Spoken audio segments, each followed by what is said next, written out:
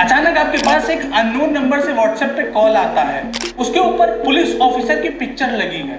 आप call pickup कर लेते हैं। उधर से बात कर रहा शख्स अपना इंट्रोडक्शन एक पुलिस ऑफिसर के तौर पे देता है और यह भी बताता है कि उसने आपके बेटे को गिरफ्तार कर लिया है और आपके बेटे और उसके दो दोस्तों ने एक लड़की के साथ रेप किया है, जिसको सुन के आपके होश उड़ जाते हैं। अब आप क्या करेंगे? अचानक आपके पास एक कॉल आता है। उधर से बात कर रहा शख्स हूबहू आपके बेटे या बेटी या मम्मी या पापा की आवाज में बात कर रहा होता है। वो आपको बताता है कि वो एक इमरजेंसी सिचुएशन में फंस चुका है और कुछ अमाउंट ऑफ मनी एक अननोन लिंक पे भेजने के लिए कहता है। तब आप क्या करेंगे? ये दोनों ही सिचुएशन ऐसी हैं जहां कोई भी इंसान बिना कुछ सोचे समझे डर और विश्वास के कारण तुरंत पैसे भेज देगा, लेकिन उसी समय उस इंसान को पता चलता है कि वो एक ऑनलाइन फ्रॉड का शिकार हो गया है। प्रणाम दोस्तों, मैं अमन कानून वाला आपके लिए लाया हूं ऑनलाइन फ्रॉड के नए स्वरूप की कानूनी एनालिसिस। साइबर फ्रॉड के साइबर रैकेट, साइबर क्राइम में ऑनलाइन ठगी। 29 जुलाई 2024 को नरेश नाम के एक आदमी के पास एक पाकिस्तानी नंबर से ऐसा ही एक कॉल आता है। दूसरी तरफ बात कर रहा आदमी अपना नाम राहुल बताता है और मुंबई पुलिस से होने का दावा करता है। आगे बताता है कि नरेश का लड़का पुलिस कस्टडी में है और उसने और उसके दो दोस्तों ने एक लड़की का रेप किया है और मामला रफा दफा करने के लिए 40,000 रुपए की डिमांड करने लगता है। जरा इस क्लिप को सुनिए। हेलो हेलो, नरेश बात कर रहे हो? हाँ बोलो। सर पुलिस लाइन से राहुल बात कर रहा हूँ। ये आयुष कौन है? कहाँ से बोल रहे हो? आयुष कौन है? कहाँ से बोल रहे हो आप? सर पुलिस लाइन से हूँ ना। आयुष कौन है? हाँ बोलिए ना। है मेरा बेटा पर मेरा बाप है, बताएं। तो देखिए सर, आपको कुछ मालूम नहीं है आपके बेटे ने क्या किया है? नहीं, क्या हो गया? देखिए सर, आपका बेटा और आपके बेटे के 3 फ्रेंड लड़कों ने मिलके ना हाँ। एक लड़की का रेप किया है। अच्छा। मामला सीरियस है। लड़की हॉस्पिटल में है। लड़की का डेथ होने वाला है। आपका बेटा इस समय अरेस्ट हो चुका है। तो अभी आपके साथ है वो? जी बिल्कुल सर, हमारी कस्टडी में है। इसको साइड पे रखा हुआ है। बात कराइए मेरी। बहुत ज्यादा। हाँ बिल्कुल सर, बात करवा देता हूँ। काफी ज्यादा परेशान है, यहाँ पे घबराया हुआ है। अरे पांडे, इस लड़के को इधर लेके आओ। आयुष को आइए। आयुष नाम का लड़का जो साइड पे रखा है ना, इसको इधर लेके आओ। देखिए सर, अभी जो है ना आपके लड़के को बुलवा रहा हूँ, उनसे बात करें। हाँ। काफी ज्यादा आपका बेटा यहाँ पे रो रहा है। हाँ बेटा इधर आओ ना, रोए मत, आप इधर आओ। ये बात करो। Hello hello. हाँ बेटा बात करो। ये बात करो अपने बेटे से।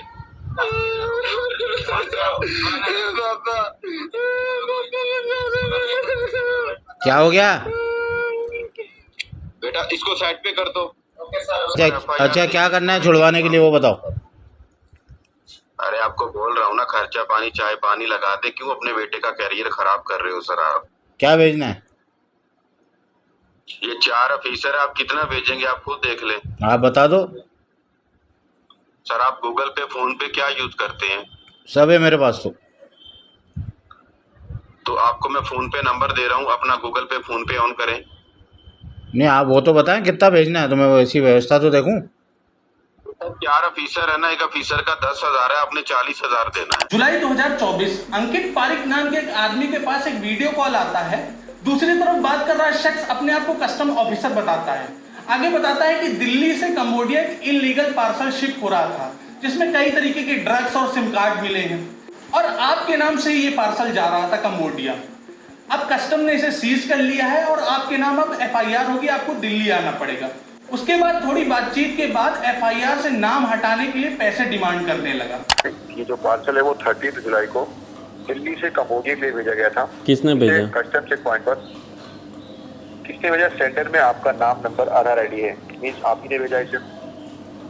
मैं तो दिल्ली में हूँ ही नहीं, तो मैं कैसे भेजूंगा? आप दिल्ली में नहीं है तो फिर ये कैसे हो सकता है कि आपके आधार ID से पार्सल बुक किया गया है? वही तो मैं पूछना चाहता हूँ मैं आपसे। मैंने वो भेजा ही नहीं, तो फिर मैं कैसे बता सकता हूँ फिर आपको? पहले मैं इस पार्सल के बारे में आपको बता दें कि इस पार्सल को कस्टम के द्वारा सीज किया गया है, क्योंकि इस पार्सल में इलीगल कंटेंट पाए गए थे, जैसे कि 68 passport, 58 ATM card, cloth, laptop, SIM card, etc items. क्या सिम कार्ड क्या? 16 passport, 58 ATM card, clocks, laptop, SIM card, etc items हैं। ठीक है, कस्टम स्कैनिंग चेक पॉइंट पर कस्टम विभाग के द्वारा इसे सीज किया गया है, तभी आपके पास इंफॉर्मेशन कॉल की गई है। ये मतलब तो ये अभी चीज़ आपने कहा कि आपको ये चीज़ कहाँ पे मतलब ये क्या जो आपने जो सारी डिटेल बताई वो कहाँ पे पकड़ा गया? कस्टम डिपार्टमेंट में कस्टम चेक पॉइंट पर इसे सीज किया गया है। कस्टम डिपार्टमेंट मतलब एयरपोर्ट पे? यस, IGI एयरपोर्ट के जो नियर हाउस कस्टम हाउस है हाँ, वहाँ हाँ। पर सीज किया गया है स्कैनिंग के टाइम पे। ओके। सरिता खन्ना नाम की एक्स यूजर के पास एक अननोन नंबर से कॉल आती है। दूसरी तरफ बात कर रहा आदमी कहता है कि तुम्हारी बेटी हमारे साथ है, जैसा कहा जा रहा है वैसा करो वरना सही नहीं होगा। उसी कॉल के पीछे सरिता की 19 साल की बेटी सुरभि जो इंदौर के कॉलेज में पढ़ रही थी, उसकी हूबहू आवाज आ रही थी और वो जोर जोर से रो रही थी और कह रही थी मम्मा बचाओ। डरी हुई सविता ने थोड़ी चालाकी दिखाते हुए अपनी बेटी के नंबर पे कॉल किया, लेकिन उसका फोन स्विच ऑफ आ रहा था। दूसरी तरफ बात कर रहे स्कैमर ने उसी समय 3 लाख रुपए की डिमांड रख दी। बिना कुछ सोचे समझे डरी हुई सविता ने उसी समय 50,000 रुपए ऑनलाइन ट्रांसफर कर दिया उस स्कैमर को और उसके बाद अपने पति को कॉल करने लगी बाकी पैसे के अरेंजमेंट के लिए। लेकिन तब तक सुरभि का कॉल बैक आ गया जो इंदौर में अपने हॉस्टल में सो रही थी। तब तक बहुत देर हो चुकी थी। स्कैमर्स ने AI के वॉइस क्लोन यानी AI की मदद से सुरभि की आवाज कॉपी करके सरिता खन्ना जी को 50,000 रुपए की चपत पहुंचा दी। जी हाँ दोस्तों, यही है नया साइबर क्राइम, यही है ऑनलाइन स्कैम का नया स्वरूप। खतरे की बात यह है दोस्तों कि एक सर्वे के मुताबिक जिनको भी ऐसे कॉल आए हैं उनमें से 85% लोग इस स्कैम का शिकार हुए हैं और 48% लोगों ने 50,000 से ज्यादा पेमेंट की है स्कैमर्स को। अब यह ऑनलाइन स्कैम बहुत बढ़ता जा रहा है।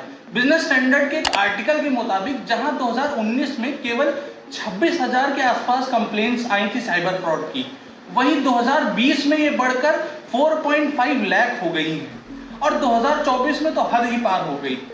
शुरुआती 4 महीनों में ही 7.4 लाख कंप्लेन आई हैं साइबर फ्रॉड की।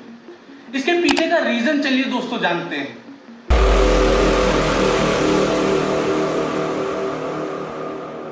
इन ऑनलाइन स्कैम्स के बढ़ने के कई मेजर रीजन हैं, जिसमें से पहला रीजन है high revenue and high conversion rate. दोस्तों, एक ऑनलाइन स्कैमर के माइंडसेट से अगर सोचें तो ऑनलाइन स्कैमर्स के लिए भी ये सारे फ्रॉड एक बिजनेस की तरह हैं। बिजनेस स्टैंडर्ड के एक आर्टिकल के मुताबिक 2024 के जनवरी से लेकर के अप्रैल महीने तक इंडियंस ने ऑनलाइन फ्रॉड में 1,470 करोड़ रुपए गंवाए हैं। अगर पर डे के हिसाब से भी कैलकुलेट करें तो 12 करोड़ 25 लाख रुपए पर डे ये स्कैमर इंडियंस से ऑनलाइन फ्रॉड के जरिए लूट लेते हैं, चाहे वो फेक कस्टम ऑफिसर बन के या किसी रिलेटिव की आवाज AI की मदद से कॉपी करके। सोचिए 12 करोड़ 25 लाख रुपए दोस्तों 12 करोड़ 25 लाख रुपए एक average upper middle class Indian अपने पूरे जीवन में नहीं कमा पाता है और ये स्कैमर्स ऑनलाइन फ्रॉड के जरिए रोज इतना पैसा लूटते हैं। स्कैमर्स ज्यादातर छोटी सिटीज यानी 3 टायर सिटीज को टारगेट करते हैं, जहां लोगों को अभी बड़े शहर जितना एक्सपोजर नहीं है, जहां लोग अभी भी पुलिस या कस्टम से डरते हैं। उन्हें अपनी सोशल रेपुटेशन यानी सामाजिक इज्जत खो जाने का बहुत ज्यादा डर रहता है। इसी वजह से जहां 2012 में ये स्कैमर्स ऑनलाइन फ्रॉड में केवल 1 से 2% का कन्वर्जन कर पाते थे, 2024 में ये परसेंटेज बढ़ के 85% तक चला गया है दोस्तों, जो कि बहुत ही ज्यादा सीरियस कंसर्न है।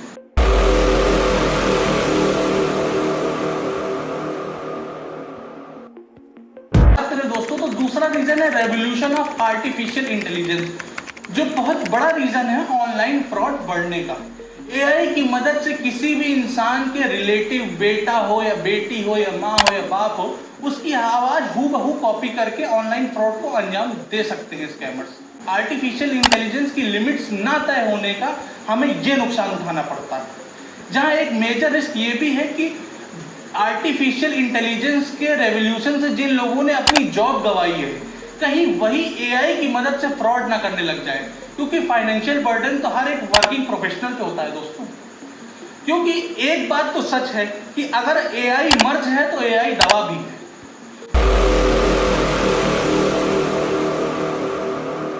अब तीसरी रीजन की अगर हम लोग बात करें तो हमारे साइबर लॉज जो है वो बहुत ही वीक हैं। हमारे पास साइबर क्राइम से निपटने के लिए केवल एक ही एक्ट है, वो है information and technology act year 2000। और मैंने जितने भी तरीके के साइबर फ्रॉड का जिक्र इस वीडियो में किया है वो आईटी एक्ट के सेक्शन 66 में ही आते हैं, जिसमें सारे ऑफेंसेस में केवल 3 साल तक की सजा है और 1 लाख रुपए तक का फाइन, इतनी ही पनिशमेंट है।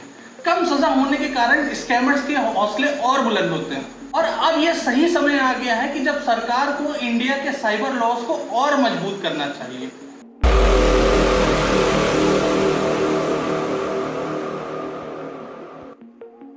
दोस्तों, अगर आखिरी रीजन की बात करें तो वो है इनिशियल इग्नोरेंस।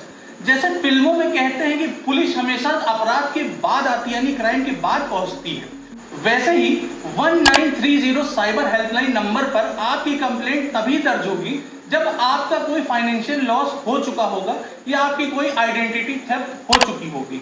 अगर आप किसी भी तरीके से अपनी सूझबूझ के दम पर फ्रॉड से बच निकलते हैं, किसी स्कैमर की बातों में नहीं आते हैं, तो आपको फ्यूचर में इस तरीके के कोई फ्रॉड से बचाने के लिए कोई भी प्लान ऑफ एक्शन 1930 या हमारी साइबर सिक्योरिटी के पास अवेलेबल नहीं। तो अंकित पारेख के साथ, जिसका जिक्र मैंने वीडियो के स्टार्टिंग में किया था, उसी सेम फेक कस्टम ऑफिसर का कॉल अंकित को अप्रैल में भी आया था, जिसके बाद अंकित ने 1930 साइबर हेल्पलाइन नंबर पर भी कंप्लेंट की थी लेकिन हेल्पलाइन नंबर पर बात करते समय जो एग्जीक्यूटिव अंकित से बात कर रहा था उसने इस बात को टाल दिया और ये कहा कि डॉक्यूमेंट्स, क्योंकि आपके डॉक्यूमेंट्स का कोई मिसयूज नहीं हुआ तो इस वजह से हम आपकी कंप्लेंट नहीं दर्ज करेंगे। इस वीडियो के आखिर में कुछ तरीके जान लेते हैं कि कैसे हम इन साइबर फ्रॉड से बच सकते हैं। दोस्तों, जब भी आपको कोई ऐसा कॉल आए जहां आपसे कोई पुलिस ऑफिसर या कस्टम ऑफिसर बात कर रहा हो, तो पूरा कॉन्फिडेंट होके उससे उसकी पोस्ट पूछिए, उसका थाना पूछिए, और भी कोई अगर आइडेंटिफिकेशन आप पूछना चाहते हैं तो उससे पूछिए। एक अनऑफिशियल फैक्ट ये भी है दोस्तों कि कोई भी ऑफिसर हो वो ऑनलाइन रिश्वत नहीं लेता है या ऑनलाइन ब्राइब नहीं लेता है जिससे उसका कोई रिकॉर्ड बने या कोई ट्रांजैक्शन का रिकॉर्ड हो। दोस्तों, ऑन कॉल यानी जब आपको पहली बार कॉल आती है तो बिना कुछ सोचे समझे पेमेंट मत करिए, ट्रांजैक्शन मत कीजिए। पहले कॉल पे थोड़ा बात करके ऑफिसर को वेरीफाई करिए कि वाकई में जो सामने कॉल के उस तरफ बात कर रहा है वो वाकई में उस ओहदे पर है या नहीं। जिस नंबर से कॉल आया है उसका कंट्री कोड एक बार जरूर चेक करें दोस्तों। अक्सर ऐसे कॉल पाकिस्तानी नंबर से आते हैं जिनके आगे +92 लगा होता है। अगर आपको किसी भी रिलेटिव या बेटे या बेटी का कॉल आता है तो पहले वेरीफाई करने के लिए उससे कोई ऐसा सवाल पूछें जो सिर्फ आपको और आपके रिश्तेदार को, यानी आपके बेटे बेटी जिसको भी पता हो। फोन कटने के तुरंत बाद आप 1930 साइबर हेल्पलाइन नंबर पर इस बात की सूचना दें और कंप्लेंट दर्ज कराने की कोशिश करें। साथ में एक्स जैसे सोशल मीडिया प्लेटफॉर्म पर अपनी स्टेट की पुलिस और अथॉरिटीज को मेंशन करके एक पोस्ट जरूर करें। मामला ज्यादा बड़ा होने पर अपने नजदीकी साइबर थाने पे आप कंप्लेंट भी दर्ज करा सकते हैं। अगर आपको अपना नियरेस्ट साइबर थाना नहीं पता है तो अपने स्टेट की वेबसाइट पे जाकर वहां पर आप ऑनलाइन सर्च कर सकते हैं या फिर आप एक ऑनलाइन FIR भी दर्ज करा सकते हैं। इस वीडियो में मैं शशिकांत पांडे सर को विशेष धन्यवाद देना चाहूंगा उनकी लीगल एडवाइस के लिए। और अगर आपको ये वीडियो अच्छी लगी हो तो लाइक करें, सब्सक्राइब करें, चैनल को शेयर करें और फॉलो करें कानून वाला को। प्रणाम दोस्तों।